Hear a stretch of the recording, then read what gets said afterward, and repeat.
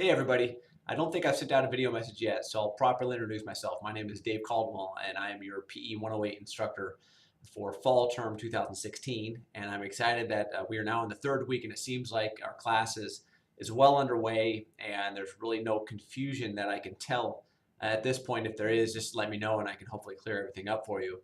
Um, at this point, everything has been up to date as far as grading. If you have any questions about your grade, please just let me know. If I take any points away, I usually try to communicate why those points are removed, but for the most part, you can gain them back just by fixing a couple of things that are noted in the instructor comments portion of any link that I'm grading. In any case, I wanted to send this video message. I will send periodically. I will send video messages to classes. I usually do on a weekly basis, but I think I'll probably just do them every other week or so. If I have any students who are hard of hearing or anything, just let me know and I can type it out instead. But in any case, I wanted to talk a couple things that were consistent in the documents that I was reading. The warm up and cool down should be specific towards the activity you're going to do. So if you're going to plan to play tennis, then warming up playing tennis is probably your best warm-up solution, or just jogging around the tennis courts, maybe running a couple of lines, and as you get closer and closer to your time on the court, you're going to want to get more specific with the actual activity itself. So it's kind of like if you want to get better at playing the drums, then you don't buy a guitar, you buy a drum set. So it's very similar in that sense. And that is specificity. That's what that term is called, is specificity within exercise. So if you want to get better at something like push-ups, then you have to practice bench press and push-ups specifically. And on that note, I notice a lot of people, some of the trend is always, how much can I bench? And I don't think anyone has ever said, how much can I squat? But squatting is one of the best exercises out there. But I will say, sticking with bench press, because it's an upper body exercise, I would like people to know that for the most part, there's something called a push and pull format for exercise, and the suggestion that I give for clients or for populations is you should always do more pulls than pushes. So a push is an exercise anytime you're pushing away, like a barbell or dumbbells. That is more geared towards chest and shoulder work.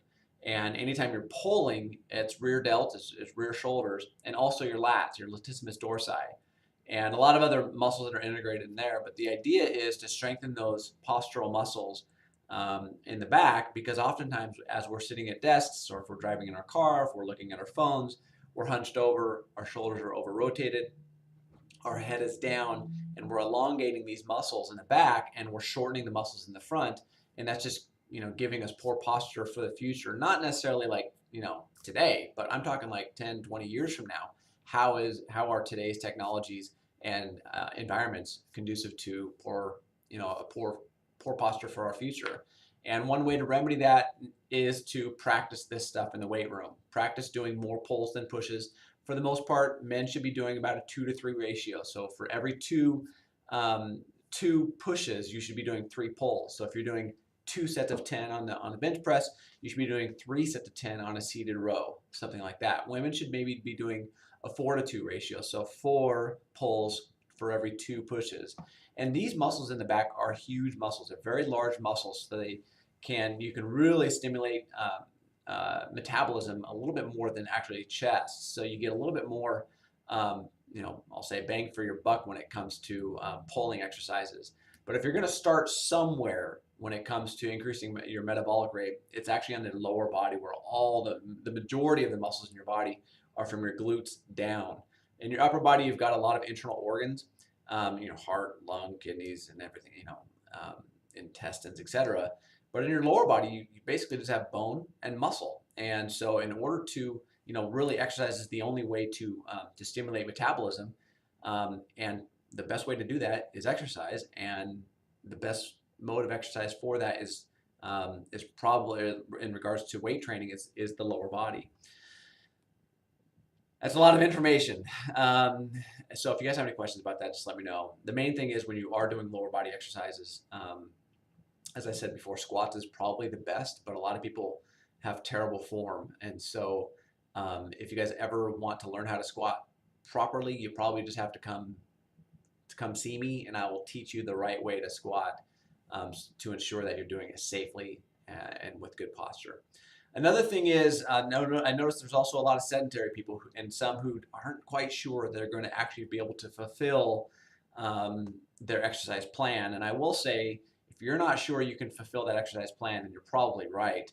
I want to make sure that you guys are not just fulfilling the ACSM, guidelines for exercise and all that nerdy stuff, but also you're doing stuff that you enjoy. The two ingredients that aren't in the ACSM guidelines are fun and social. Your fitness plans must be fun and they must be social, or if they're not, then you're not doing the right thing. I want to encourage you to really just try to explore things that are out there. If you aren't sure about yoga, well, maybe try hot yoga. That is brutal, and I can't stand it because it's just too long for me.